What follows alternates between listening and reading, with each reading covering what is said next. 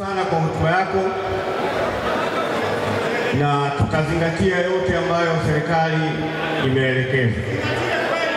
Kwa kufuata utaratibu mzuri na wa haraka, naomba ulizie nitumie dakika zisizozidi 5 kukushukuru kwa uwepo wako na ushauri uliotoa.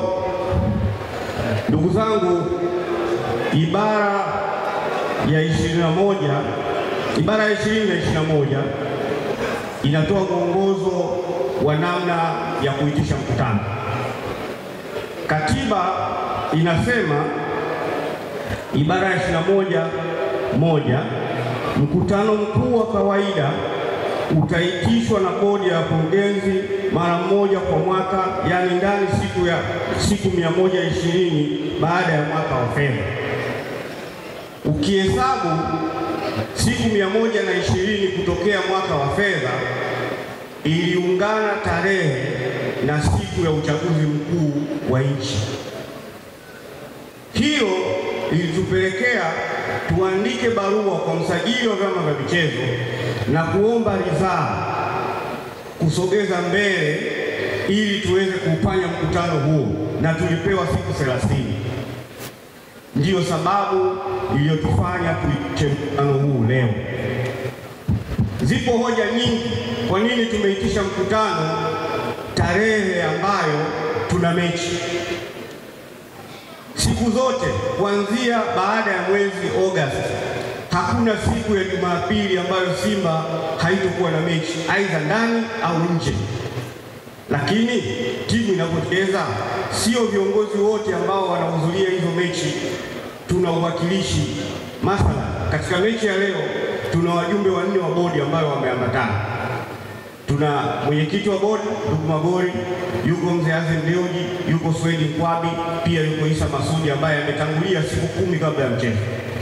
Tunao viongozi wengine wa serikali kutoka kwenye shirikisho na taasisi zingine. Ubalozi wetu wa Tanzania nchini Nigeria umetuma watu siku kadhaa kabla hiyo mechi.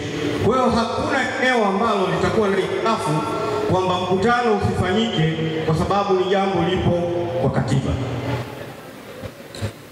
Ndugu Mheshimiwa Naibu Waziri, Simba yapo maneno, yapo maelezo, kwa sababu ni mtazamo. Kwenye taasisi yoyote hatuwezi kuwa na mawazo yanayofanana. Wapo ambao wanakubaliana na wapo ambao hawatakubaliana. Hilo ni jambo la kawaida na ndio process of growth. Lazima kuwe kuna friction ili kuweza kupata hiyo ukuaji. Jukumu la ulinzi wa nembo ya Simba. Nembo ya Simba imeendelea kukua kwa thamani na kwa ukubwa. Hili si jukumu la mwenyekiti wa Simba Sports Club peke yake, ni jukumu la wanachama na wapenzi wa Simba wote. Tuilinde nembo yetu.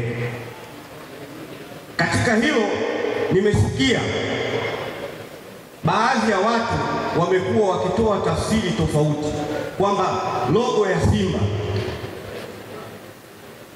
haijasajiliwa. Hiyo taarifa haina ukweli hata nukta moja. Tusikilizane. Nembo zote za Simba zimesajiliwa kwa mujibu wa sheria, na ukiitumia bila ridhaa ya Simba wenyewe unajiweka katika hatari kisheria.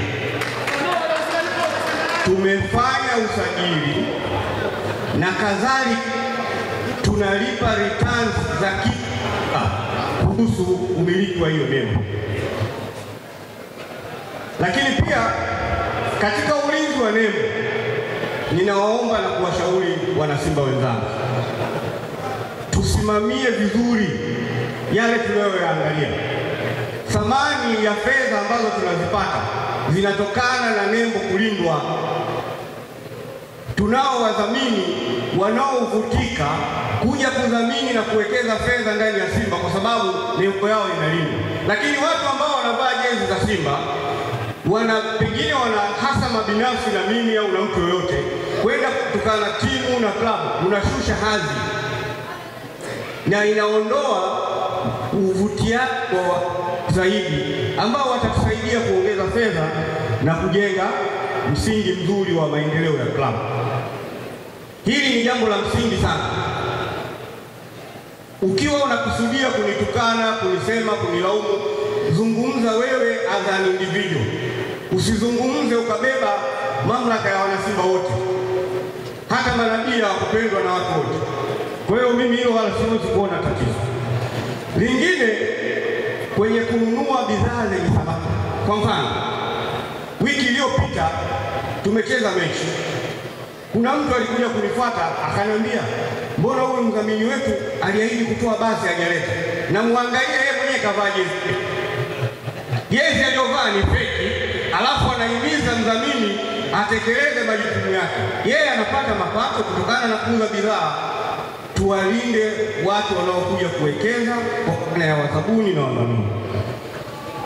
Mheshimiwa, lingine ambalo nilikuwa nikisema na nalisema hili mbele yako ili take note.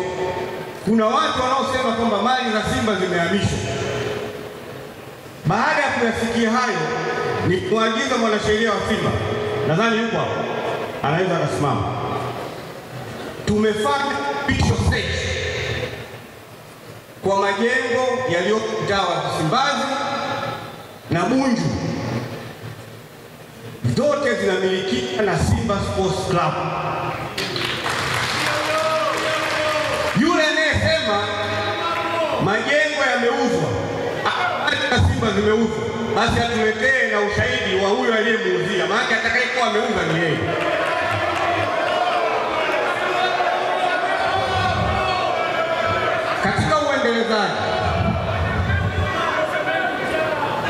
Katika uendelezaji wa uwanja, na kushukuru CEO kwa taarifa uliyotoa, lakini binadamu kama hutoweza kumshukuru mwanadamu wenzio, basi huwezi hata kumshukuru Mungu.